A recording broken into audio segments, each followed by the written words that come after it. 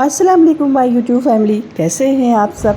मैं भी अल्हम्दुलिल्लाह खैरियत से हूँ और उम्मीद करती हूँ कि आप लोग भी खैरियत से होंगे। आज मैं फिर से हाज़िर हूँ एक नए व्लॉग के साथ। तो आइए स्टार्ट करते हैं। बच्चे यहाँ आते हैं तो इतनी दौड़ भाग करते हैं, इतना ज़्यादा ये लोग यहाँ पे उधम करते हैं कि कपड़े फट जाते हैं। तो ये यशब के कुछ पैंट थी जो फट गई थी। ये भागने में कहीं भी बैठ जाते हैं, दौड़ लगाते हैं, कोई पकड़ के खींच लेता है तो कपड़े भी यहाँ पे खूब फटते हैं। तो अम्मी से मैंने बोला कि मशीन निकाल दीजिए तो मैं ये इसको सही कर दूँ, क्योंकि रोज़ाना एक कपड़ा इन लोगों का फट जाता है तो फिर सारे कपड़े ही ख़त्म हो जाएंगे। ऐसा होता है, फटता क्या है, सिलाई टूट जाती है। वैसे भी जो ये रेडीमेड कपड़े आते हैं इनकी सिलाई बड़ी नाजुक होती है, ये तो उठते बैठते इनकी सिलाई खुल जाती है और अगर कोई पकड़ के खींच ले तब तो पूरा कपड़ा ही खुल जाता है। तो मैं बैठी वही उसकी स्टिचिंग कर रही थी, क्योंकि इसमें पूरा लगा देंगे तो ये अच्छा हो जाएगा, मज़बूत हो जाएगा। और अम्मी यहाँ पे छोटे मोटे काम करती हैं, मशीन अम्मी के पास रहती है। कुछ ढीला करना हुआ, कुछ टाइट करना हुआ, कुछ सिला फट गया तो सिलाई लगानी हुई, बटन लगानी हुई, ये सब काम अम्मी करती हैं। तो इसलिए अम्मी की जो मशीन है वो बिल्कुल फिट रहती है हर वक्त। पहले अम्मी कपड़ा बहुत अच्छा सिलती थी, बहुत अच्छा सूट बनाती थी, स्वेटर बहुत अच्छी बुनती थी। मतलब अम्मी को बहुत कुछ आता था। पहले अम्मी बहुत बनाती थी मेरे बच्चों को, बहुत ज़्यादा अम्मी ने स्वेटर वगैरह बना बना के पहनाया है और कपड़े भी बनाए हैं। पर अब अम्मी का हाथ काँपता है तो अब अम्मी कुछ नहीं कर पाती हैं। अब अम्मी कुछ नहीं बनाती हैं, बस ऐसे ही छोटे मोटे काम कर लेती हैं। और मशीन अम्मी की हर वक्त तैयार रहती है, कभी भी कुछ सिलना हो, कभी तो आदमी फ़ौरन सिल सकता है। कुछ टाइट करना हो तो कर सकता है, ढीला करना हो तो कर सकता है, बड़ी आसानी रहती है। उसके बाद फिर मैं आ गई थी किचन में। भाभी बना रही थी इफ्तारी, तो मेरे पास कुछ काम नहीं था, मैं भी खड़ी थी। फिर मैंने सोचा कि लाओ, दही बड़ा रखा हुआ था उसी दिन का जो छोटी वाली भाभी ने बनाया था, तो वो मैंने सोचा कि इसको भी असेंबल कर दें जिसमें बच्चे खा लें। तो दही वगैरह ख़त्म हो गई थी, इसलिए दही बड़ा ऐसे ही फ्राई रखा था फ्रिज में। तो दही आ गई तो फिर मैं उसको असेंबल करने लगी कि इफ्तार का टाइम हो रहा है, सब लोग इफ्तार में खा लेंगे। उसके बाद फिर बनने लगा चना। चना तो बनता है, इधर कई दिन से नहीं बन रहा था क्योंकि बिरयानी और बहुत सी इफ्तारी हो जा रही थी, तो चना नहीं बन पा रहा था। तो आज कई दिन के बाद चना बन रहा है, बिल्कुल सिंपल वे में। चना लिया, तेल लिया, उसमें प्याज डाला, फिर उसमें चना शामिल कर दिया, हल्दी मिर्चा नमक लहसुन अदरक का पेस्ट शामिल करने के बाद प्रेशर लगा दिया और जब चना गल गया तो उसको भून लिया। उसके बाद फिर मैरिनेशन होने लगी पकौड़ी बनाने की। सारी पकौड़ी भी आज बनेगी, अंडे की, प्याज की, आलू की, आज सारी पकौड़ी भी बनना है। तो ढेर सारा बैटर मैंने तैयार कर लिया, क्योंकि ब्रेड पकौड़ा भी बनना है। अब बनाते हैं कीमा। कीमे की रेसिपी देते हैं आपको। कुकर ले लिया, कुकर में शामिल किया सरसों का तेल, फिर उसमें शामिल किया लौंग, छोटी इलायची और जावित्री। सौटे किया, सौटे करने के बाद 2 बिग साइज़ की प्याज शामिल कर दी। प्याज को भूनेंगे, गोल्डन ब्राउन होने तक प्याज को फ्राई करेंगे। उसके बाद फिर इसमें आधा किलो कीमा शामिल कर देंगे और ये ड्राई मसाले जाएंगे, पिसी मिर्च, पिसी हल्दी, गरम मसाला, धनिया पाउडर और नमक, ये ड्राई मसाले जाएंगे। ऐसे सिंपल वे में बनाएंगे, ऐसे कीमा सिंपल वे में तो बिल्कुल कम मसाले में बनता है और बहुत अच्छा बनता है, अच्छा आता है, टेस्ट लगता है खाने में। और नान के साथ ये कीमा बहुत मज़ा आता है। तो नान यहाँ पे तो मिल ही जाती है, अक्सर ही नान आती है। तो नान आई हुई थी तो मैंने अम्मी से बोला कि कीमा बना देते, आज नान कीमा खाया जाएगा, और डाल दिया कीमा भी। दूसरी तरफ अंडा बॉयल हो रहा है, क्योंकि अंडे की भी पकौड़ी बननी है, तो अंडा भी साथ में चढ़ा दिया था कि ये भी बॉयल हो जाए।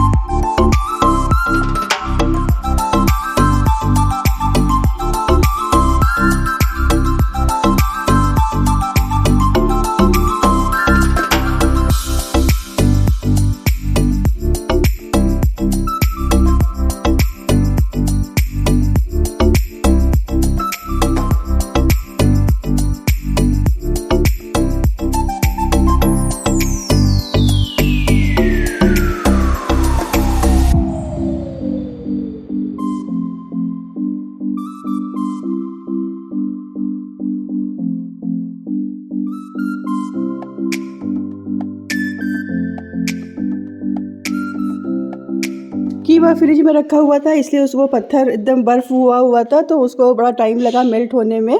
कोई भी जहाँ पे इससे गोश्त, चिकन कुछ भी आता है तो हम भी उसको वॉश करवा के फ्रीज़र में रख देती हैं, जब मर्ज़ी हो पका लें। तो खैर कीमा मेल्ट हो गया, उसके बाद उसमें अदरक लहसुन का पेस्ट शामिल करके खूब अच्छे से भूना।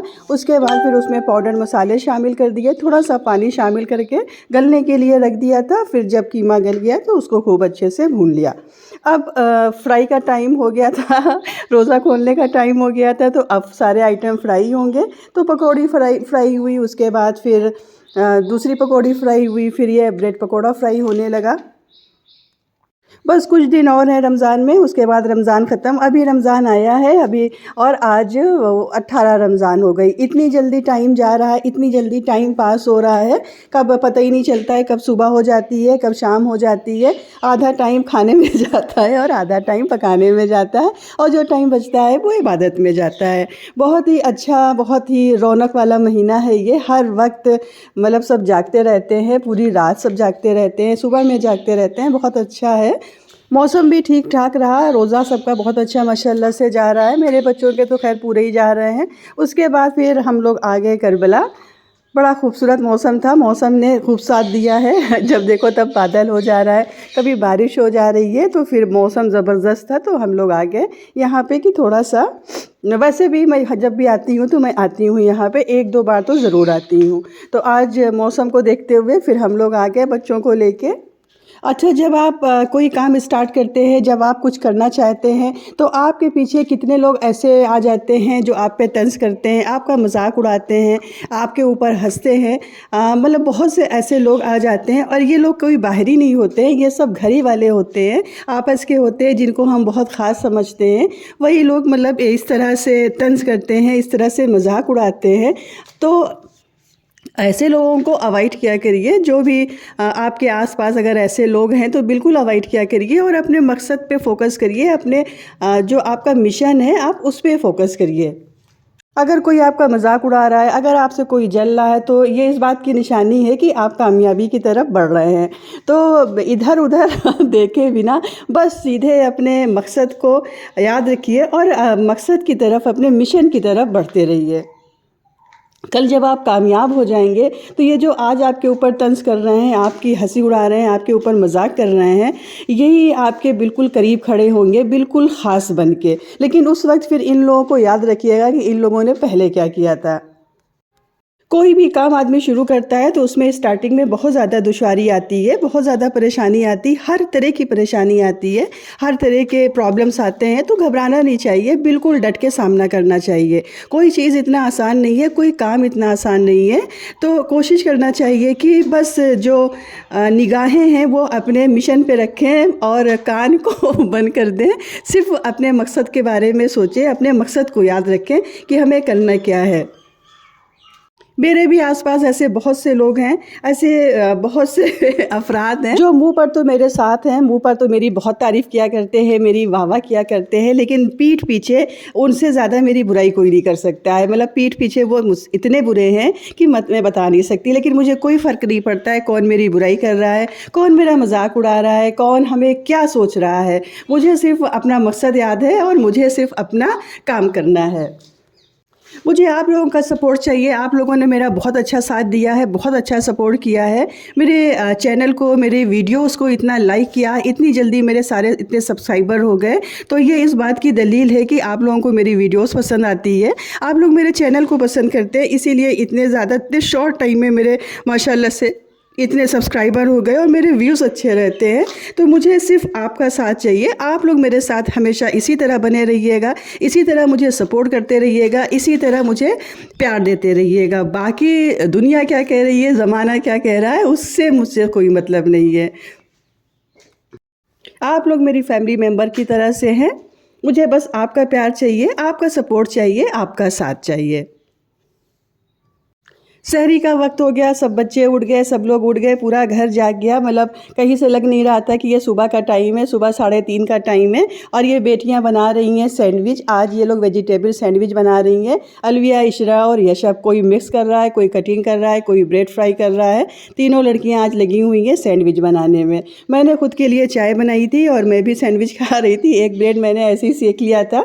उसके बाद फिर मैंने भी इन लोगों की सैंडविच ट्राई की और क्या सैंडविच बनाया था इन लोगों ने। बच्चे शहरी में आजकल अपना खाना खा रहे हैं, अपना बनाया हुआ।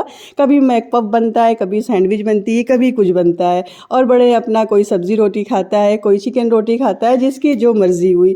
और इन लोगों का चेहरा देख के आपको कहीं से नहीं लगेगा कि ये सुबह 3:45 का टाइम है। मतलब कि माशाल्लाह से हर वक्त फ्रेश हैं, हर वक्त दिन भर रोज़ा रहते हैं। नबा भी रोज़ा रहती है, हुसैन भी रोज़ा रहते हैं, दिन भर ये लोग रोज़ा रहते हैं। रोज़ा इफ्तार करने के बाद फिर थोड़ा सा खेल कूद करते हैं, फिर थोड़ा नमाज वगैरह पढ़ते हैं, दुआएं पढ़ते हैं, उसके बाद फिर खेल कूद करते हैं। इसी तरह से इन लोगों का यहाँ पे टाइम पास हो रहा है।